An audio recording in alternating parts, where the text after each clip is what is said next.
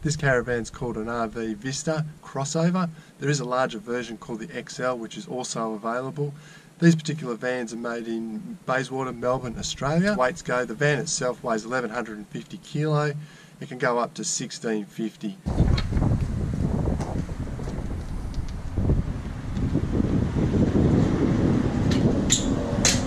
It's got a couple of clips, one clip each side. Basically just holds the roof down. You hop inside, put your shoulder behind it, just lift that up. It's actually on a couple of gas struts. That's one of my bed buds I spare that. So the spare's actually tucked in underneath the hatch here. That spare, it's a bit of a bugger to get it out actually, because there's 4 bolts underneath this particular toolbox. Then you've got to slide the toolbox along the drawbar and then wriggle the spare out. So yeah, it's not the sort of job you really want to be doing in a hurry. All the cooking on the Vista's outside, so it's got obviously an outdoor kitchen, which is on a slide. A couple of little yellow tabs there, pull it out just like a fridge slide. It's got a little draft shield there. That bucket we use when we do the dishes because there's a little drain underneath. A couple of burners obviously. Around here we've got the drawer. It's got all the, the knives and forks and everything in there. Highly organised by my lovely wife. That's the tap. And the sink slides out like that. And that's why we use the bucket underneath here when we finish doing the dishes and whatnot. Then around this side, there's a little hatch there. That hatch has got all the other pots and pans in it. Also got the gas outlet. So that gas gets plugged in here via bayonet plug. Click it straight in, turn the gas off, on I should say, and you're cooking. So it's got another hatch here. What this hatch does is access for fresh air inside above the bed. That little window will wind out. It does wind out. It's got a fly screen on it. So yeah, it's really good in the hot weather. Back of the van, it's got a 85 watt solar panel. Actually works really well.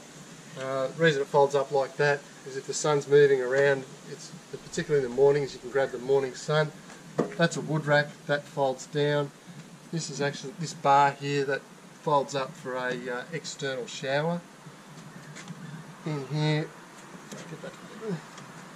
we've got the 220 amp hour AGM batteries. I can actually charge those externally with another solar panel if need be. It's just got some various bits and pieces of toiletries in there. Around the driver's side there's a couple of toolboxes. This one's just obviously got our water in it. There's our water cube shower. A few other bits and pieces like our water filter, we go into hard water areas.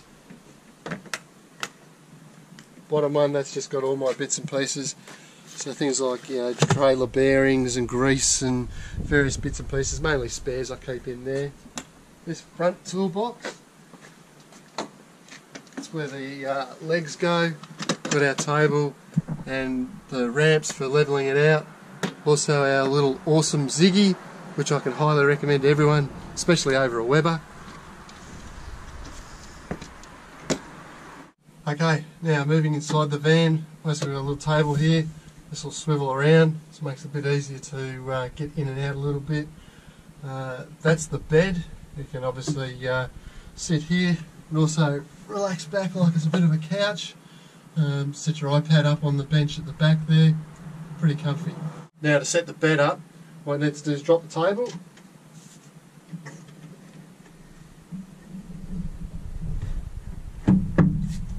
Lock it in at the base. Pull the cushions across. Grab the mattress. Pulls down flat and you've got a pretty much queen size bed. A couple of little mods that I've done to the van myself since getting it is I changed all the wheels to match the FJ. So they're actually FJ Cruiser wheels, different wheel nuts. Swap and change spares if I need to between the car and the van. Kelpie dog. There you go. Got the exhaust system there for the Webasto heater. What I do is put a couple of plugs in these at the exhaust system each end just to keep the dust and the water and everything out, particularly the dust. That's where the legs go. Other one's normally there, but I've only just put one in. Fuel filter for the, fuel pump for the Webasto heater. Water tank. Suspension on the van has Coney shock absorbers, King springs. You can see the suspension arms that go across. They have a crossover in the middle, and I assume that's where they get the name crossover from. The chassis is a steel chassis that's fully galvanised internally and externally. The floor is a plywood floor, and it has a 10-inch brake drum. One thing you really got to watch with these Vistas is this piece across the top. That's a bulkhead. What that is solid steel. You go diving into bed from the stand-up position down into there, you're going to knock your head. I've done it a few times. When we purchased the van, it wasn't optioned with the heater, so what we did is installed a Webasto diesel heater in the van. This is the controller, runs off a thermostat. Typically set it at say 15-16 degrees and just let it go. It does the rest all automatically.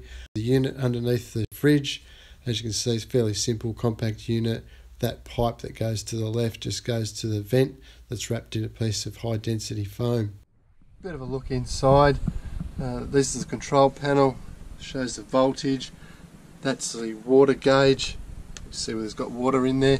This cupboard here is the fuse panel.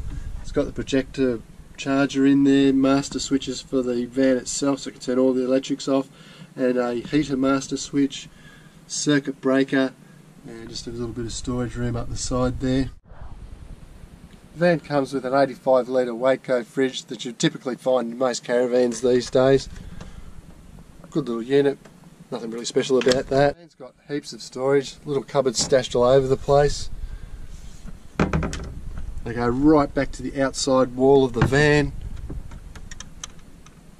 We've put a bit of insulation in there just to keep everything cool inside the cupboards. All the cupboards have stainless steel bracketry. You may have seen this blue hinge. What that is to lift the roof up on the hydraulics. The two 20 litre jerry cans are stored in these carriers at the front of the van. As you can see there, they've got a couple of hinges that are pot riveted on. What happens is that entire assembly swings to the outside of the van, so then you can access the jerry can and the gas bottle, which are both stored in here. That's a better view of how the jerry cans are. And the latch is just down in here like that. It's a really good way to do it. It is a little bit of a bugger to get to, but it does work quite well. On the door of the van we've got a pantry, so you can store all sorts of things like spices, beer coolers and some basic first aid items there. We don't have very much on that because mainly we store the food inside the van. Sit there and just look good. Okay, so would I buy an RV Vista again? Answer is definitely I would. My advice, if you're looking around, have a look at how capable they are, look at the reputation of the manufacturer. That's one thing that I did. RV Vista have got an exceptionally good name. I've got nothing to do with the company, I'm just a happy customer.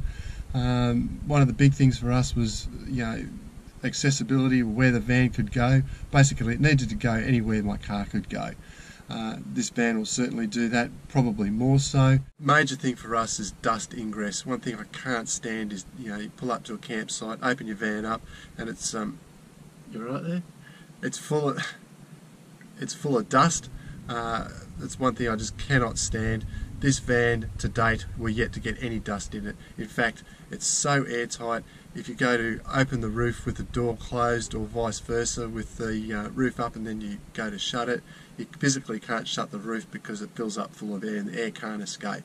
So very, very airtight. If you're looking for a really off-road capable camper trailer van without heaps of canvas, I definitely recommend an RV Vista. As I said, they come in the crossover or the slightly larger version, which is the XL.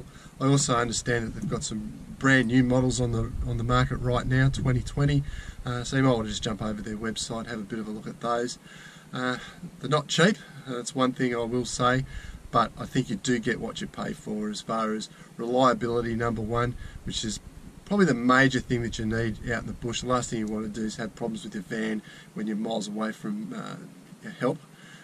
So yeah, look them up, have a bit of a look. Please like, share, subscribe, and we'll try and get another video out to you soon. I'm thinking of doing one maybe of a scissor lift that I've got, and I've also got a good mate of mine, Rob, who's got a really nice FJ cruiser, 35s, just about every mod that you could possibly want on an FJ, but that'll have to wait until after this COVID rubbish is all over and done with. So yeah, thanks guys, see you soon.